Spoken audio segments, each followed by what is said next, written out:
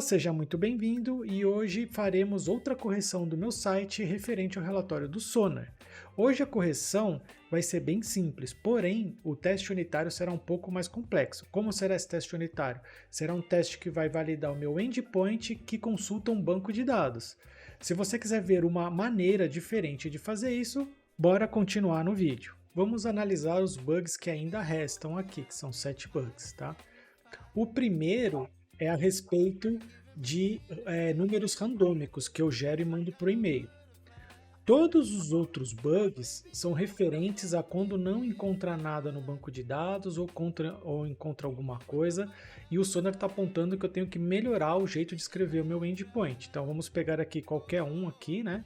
Então eu recebo aqui o resultado do banco de dados, pergunto se tem algum dado ou respondo um código ou respondo outro.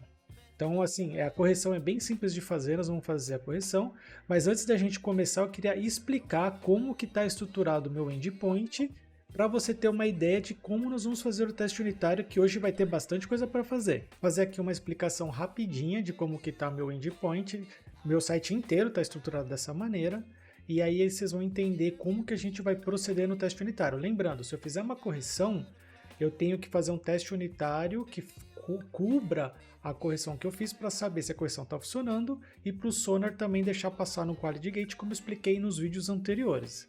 Então vamos lá. Como que o meu site está estruturado? Eu vou ter aqui um arquivo que chama controller. Então, por exemplo, produto controller. Dentro dele, eu vou ter todos os endereços referente ao produto.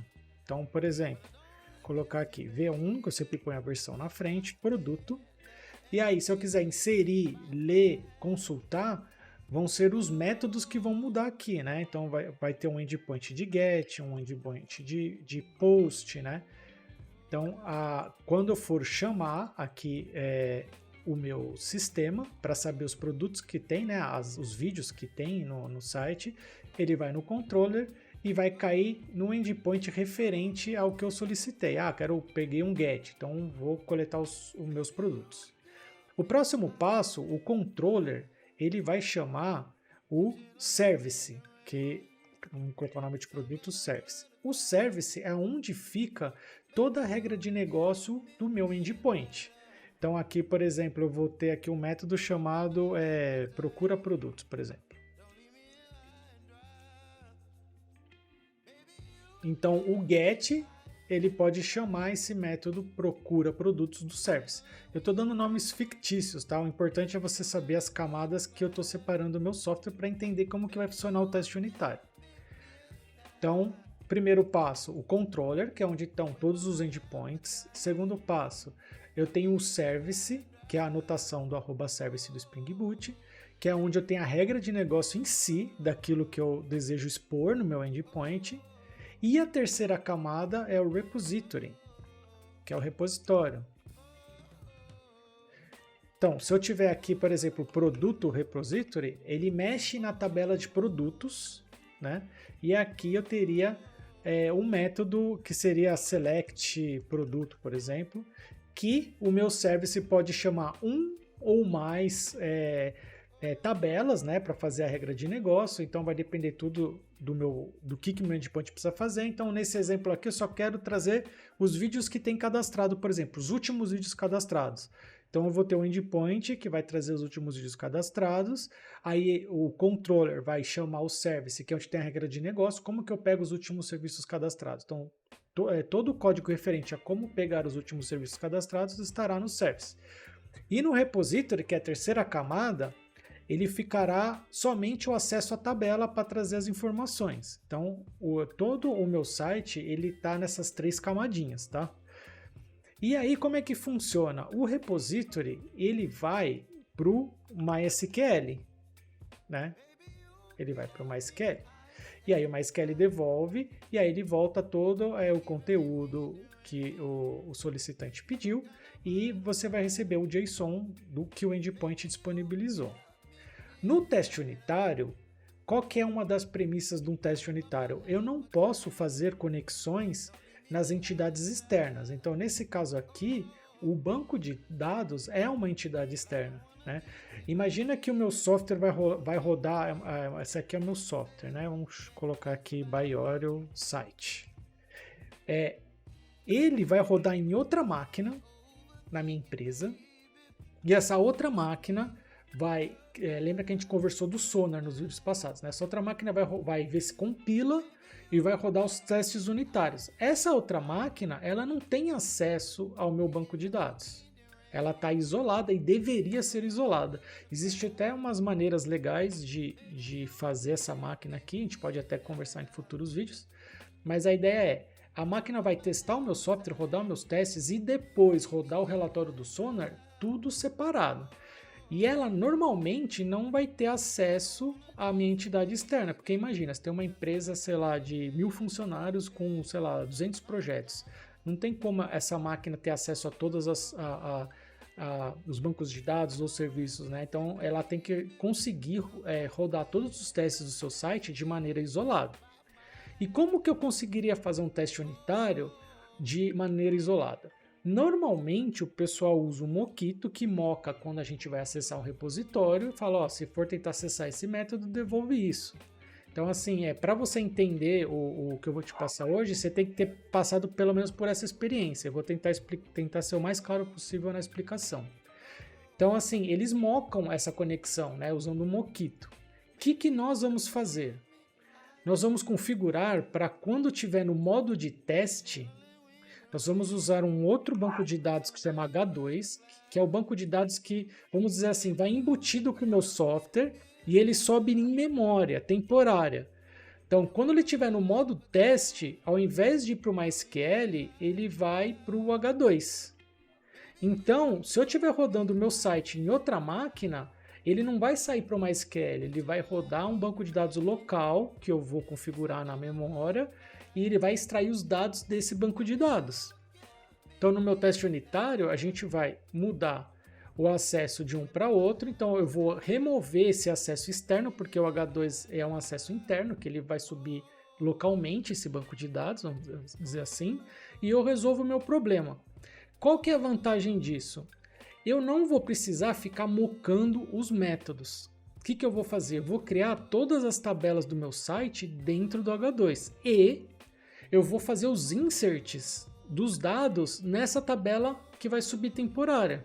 Com isso, eu não preciso mocar nada. Então, se eu falar assim, eu quero o produto 1, ele vai chegar no meu repository, ele vai fazer um select na tabela de produto, onde o código é 1, e ele vai retornar o insert que eu inseri dentro do H2. Então, eu não vou precisar usar um Mockito para mocar nada. A gente vai configurar para ele rodar um outro banco de dados. Eu vou mostrar como insere os dados nesse banco de dados e o teste vai rodar totalmente apartado de uma maneira bem simples. Hoje vai ser um pouco complexo para a gente configurar a primeira vez o H2, porém, nos próximos testes vai ser só repetir o básico do teste unitário, porque as informações já vão estar lá, não precisa configurar tudo de novo. Bora lá para ver como que nós vamos fazer isso? Vamos começar configurando o banco de dados, criando o teste unitário e depois fazendo a correção. Esse modelo vai servir pelo menos para resolver 6 bugs dos 7 que restam. Bora lá? O primeiro passo é a gente colocar a instalação do driver do H2. Então eu vou procurar aqui, ó, aqui está minha dependência dos testes unitários. Vou copiar aqui a dependência do H2. Então agora nós temos o driver do H2, vou salvar aqui para o Visual Studio Code baixar o driver, né? Esse é o primeiro passo. O fato de ter colocado o driver não fez nenhuma diferença ainda no meu software. Como que eu vou fazer para durante os testes ele rodar o banco de dados H2 no lugar do MySQL? Então assim, onde que estão as configurações do MySQL? Se eu for na pasta Resources, tem um arquivo chamado Application Properties e nele tem todas as propriedades que o meu sistema está usando. Aqui são propriedades de teste que eu estou usando, em produção eu tenho outros valores e a gente vai se basear nesse aqui de teste. Aqui, ó, ele tem no Spring Data Source, ele tem o driver que está usando, que é do MySQL, e a URL de conexão, que é onde está o banco. Aqui está localhost, que significa que está na mesma máquina, e o serviço está na porta 3306, que agora, nesse momento, o MySQL está ligado nessa porta mesmo. Aqui é usar e senha de teste, e aqui são algumas configurações do JPA. Se eu quiser rodar outro banco de dados, eu teria que pôr outras configurações durante o teste. E como que eu faço isso? Aqui embaixo, onde está a minha pasta de teste, né? Eu clico aqui para ela ficar selecionada. Vou aqui do New Folder e eu vou colocar o mesmo nome, Resources. Então ele vai ter que ficar bem parecido com o de cima, né? E aí eu vou copiar o mesmo arquivo aqui embaixo. Uma vez que eu estou com o arquivo aqui embaixo, na hora que rodar o ciclo de teste do Maven, ele vai detectar que existe esse arquivo automaticamente. Se você tiver com outro nome, você pode pôr uma anotação avisando que está com outro nome, mas se você não tiver essa anotação, ele vai ver que esse nome existe e vai carregar essa propriedade durante os testes no lugar da propriedade oficial. O que nós temos que fazer agora, então? Eu vou copiar as propriedades, eu tenho que o quê? Mudar os drivers para avisar que eu quero usar outro banco de dados. Então eu vou apagar esses dois aqui, referente ao banco de dados, e vou substituir pelo H2. Esses dois primeiros atributos, né, essas duas primeiras propriedades, eu vou explicar mais tarde para que eu coloquei essas duas propriedades. O mais importante aqui é que o driver, agora eu estou falando para ele subir o H2. O banco de dados ele vai estar em memória com o nome de teste.db. Eu coloquei esses dois atributos aqui na minha URL de conexão, que é para cria o banco de dados, mantém ele até o fim dos testes, né? Não ficar subindo e descendo o banco de dados. Aí tem um modo, aqui você pode pôr modo MySQL, que ele vai ficar mais compatível ainda com MySQL. No meu caso tá Legacy, funcionou também. Mas aqui é recomendado por MySQL se você preferir. E eu tive que colocar esse outro atributo que é non-keywords. O que significa isso? Quando eu subi o H2 com as minhas tabelas, ele dava problema para criar a tabela user. Por quê? No MySQL eu consegui criar uma tabela chamada user, que é onde ficam meus usuários. No H2, user ele é uma palavra reservada. Quando eu tento usar user, ele não fala assim, não pode ter uma tabela chamada user, né? E aí, para que eu não tivesse que renomear a minha tabela e fazer outros nomes, né? Eu descobri que tem essa propriedade falando assim, ó, descarta user como reservado. Por quê? Porque eu estou usando. Aí uma vez que eu coloquei isso, ele falou assim, significa que ele tem uma tabela que chama user, ele deixou criar. Então, a primeira coisa que eu sofri para descobrir foi essa propriedade. Aqui embaixo no JPA, ele só está usando o dialeto do H2, né?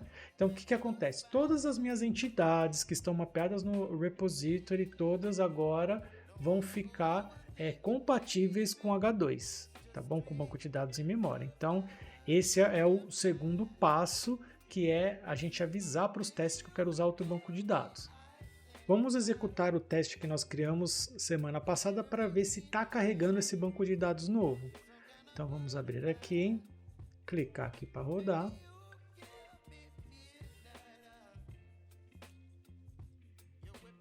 Começou a rodar e eu comecei a ver que na hora de criar a tabela aqui, ele está dando erro, né? Se você for descer tudo, ele deu o seguinte erro, Eu já sei que carregou o banco de dados H2 porque o pacote da exception está dentro do H2. Então toda a configuração que a gente fez até agora está ok. E ele deu um erro aqui, que ele não suporta o tipo de coluna numérico 19.2. Aí eu fiquei pensando, eu não tenho nenhuma coluna 19.2, né? Fui pesquisar na internet para entender por que está dando esse problema. O que eu descobri? O mapeamento das minhas tabelas, minhas entities, as chaves primárias eu estou colocando a tipagem de Big Integer. E o H2 não está conseguindo entender que o Big Integer seria o Big Int que ele reconhece. O que eu tive que fazer? Eu estou colocando passo a passo aqui no site e eu estou acompanhando aqui para validar se está tudo certinho. Eu tive que fazer essa comparação manualmente. Então, como que eu faço isso? Em cima da anotação do Big Integer, eu coloco que a definição da coluna é um Big Int. Quando o H2 vai ler, ele consegue agora, ao invés de usar numeric 19.2, ele vai usar Big Integer, que é um inteiro grande e vai funcionar normalmente. Então, o que eu vou fazer agora? Eu vou entrar em todas as minhas entidades e acrescentar esse atributo de definição manual para falar que tudo que é Big Integer é Big Integer. Bora lá? Entrei em todas as entities e coloquei esse atributo a mais. Agora, rodando novamente o teste, não aconteceu mais o erro de criação de tabela, ou seja, configuramos o H2, quando roda o teste ele está criando todas as tabelas baseadas nos meus entities, e agora falta o terceiro passo, que é o quê? A gente colocar os inserts para preencher as tabelas para a gente ter registros para que a gente possa usá-los nos nossos testes. Bora lá? Voltando aqui no nosso arquivo de configuração do teste, do Application Properties, eu vou explicar essas duas propriedades. A primeira, eu vou usar a plataforma H2. O que significa? Os arquivos, os comandos de inserção, melhor dizendo, que eu vou utilizar, eles vão ter que estar num arquivo específico que se chama data-h2. Então, quando ele subir, ele vai executar todos os inserts que tiverem aqui dentro, que serão os dados que eu quero de teste. A segunda propriedade, que é o defer data source e initialization, o que significa? Ele esperar as tabelas serem criadas para na sequência eu executar os meus inserts, né? Então, são essas duas propriedades. Então, aqui no data-h2, antes de eu colocar os meus inserts aqui, que eu gostaria de carregar, o que eu vou fazer? Eu vou copiar um comando que ele desliga a checagem de integridade. O que significa isso? Imagina que eu tenho endereços do meu usuário. Se eu inserir primeiro os endereços e não existir usuário, o meu banco de dados vai falar assim, não dá para inserir endereço sem usuário, e aí ele falha a minha inserção. Quando eu desligo isso aqui, ele não vai checar se existe usuário, ele vai colocar todos os inserts que eu quiser, e se eu quiser habilitar, eu volto para true. Se eu não quiser habilitar, eu vou deixar falso. Mas se não tiver o relacionamento no final, no meu teste não vai funcionar. Mas durante a criação, os inserts da tabela, isso vai fazer diferença para mim, porque eu não preciso me preocupar com a ordem. Então eu desligo, jogo todos os inserts que eu quero, e depois que eu joguei todos os inserts que eu quero, é só subir e fazer o meu teste que eu quero realizar. E agora, como que eu vou gerar meus inserts? Eu quero uma maneira bem prática de fazer isso, porque eu quero perder tempo montando meus cenários de teste ao invés de ficar fazendo popular inserts manualmente, né? Então eu vou usar a ferramenta Workbench, tem um vídeo mostrando como é que instala essa ferramenta. Vou entrar na minha instância local, que é aquele banco de dados que o meu projeto se conecta localmente, né? E aí eu vou abrir aqui a minha tabela, o meu database, né? Eu posso manualmente aqui pela ferramenta fazer alguma parametrização que eu queira para os meus testes e tudo mais. O que eu vou fazer? Eu vou querer, no meu caso, como o meu sistema é pequeno, né? Eu vou querer exportar todos os dados que tem aqui, né? Então o que eu vou fazer? Eu vou clicar em Server, Data Export, vou escolher o banco de dados que eu quero exportar, ele vai gerar o insert de todas as minhas tabelas. Vem aqui Advanced Options e é o seguinte, você vai desclicar os dois últimos, que aqui ele coloca uns comandos de lock e unlock que o H2 não entende. Aqui ele faz insert múltiplo, que eu quero inserts completos e um a um. Aí essa é a opção que a gente vai selecionar, né? Então se eu voltar aqui no padrão, vou tirar os dois e colocar só o primeiro. Vou escolher o database que eu quero, vou exportar em arquivo único e vou colocar aqui no meu c2.tempTest e vou selecionar somente data. Eu posso colocar a criação de tabela, mas o meu Java com os entities já criam as tabelas para mim e eu quero só os inserts, então vou pôr aqui dump data only. E agora eu vou dar start export para exportar os meus dados. Vou abrir no Visual Studio o meu arquivo. Deixa eu abrir ele aqui. Deixa eu arrastar aqui para o Visual Studio. Aí aqui tá todos os inserts, né? Então eu posso montar todos os dados que eu quero pela ferramenta que é mais prático e depois eu só exporto. Aí eu vou dar o copiar e vou colar aqui embaixo no arquivo que nós criamos aqui de teste. E eu vou rodar o teste aqui para ver o que vai dar. Aí ele começou a rodar o teste e já deu um problema. Deixa eu colocar aqui exception. Tá.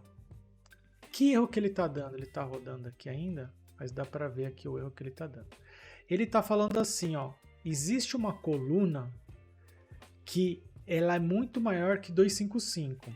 Ou seja, aqui no meu site eu coloco todas as explicações, tem a parte de blog, que o conteúdo realmente vai passar de 255 caracteres.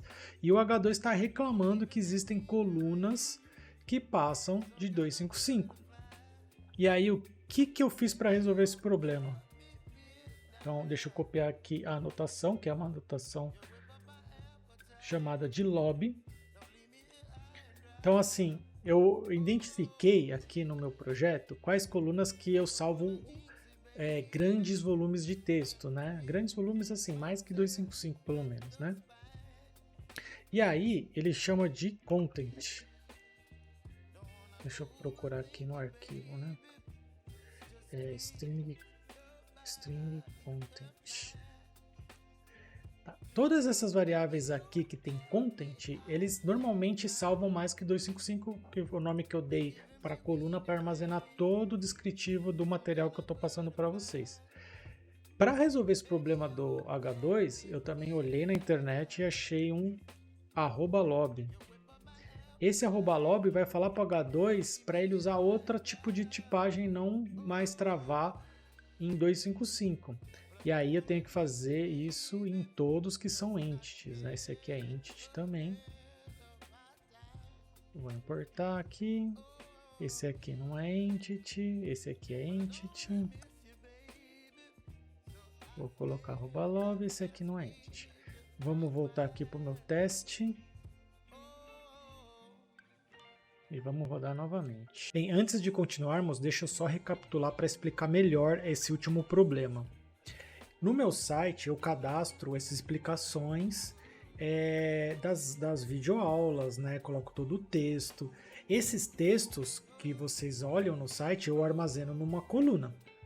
Essa coluna é um formato string e ele estava reclamando que o tamanho estava passando de 255, porque o H2 no formato que ele está entendendo só cabe 255, mas como as explicações dos vídeos é exemplo de código, eu armazeno numa coluna que é maior, eu fui lá nas colunas as colunas que eu armazeno esse conteúdo maior, eu dei o nome de content, eu que dei esse nome nas colunas, então nos entities, toda vez que tem content eu já sei que são os que têm conteúdo muito maior.